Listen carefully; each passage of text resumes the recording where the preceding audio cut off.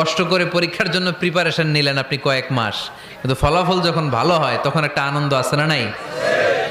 সারাদিন রোজা রাখলেন রমজানে, কি কষ্ট, তৃষ্ণায় গলা ফেটে যায়, কিন্তু ইফতারির সময় যখন রুহ আফজা শরবতটা খাই কেমন লাগে?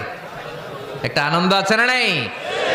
এজন্য আল্লাহ বললেন فإن مع العسر يسرا إن مع العسر يسرا। ও নবী, কষ্টের দিন মক্কায় অল্প কিছু দিন, মদিনাতে আনন্দের দিন অপেক্ষা করছে। আমাদের জীবনে যদি দুঃখ কষ্ট আসে আমরা ধৈর্য ধরবো, তাওয়াক্কুল করবো একজনের উপর, তিনি কে?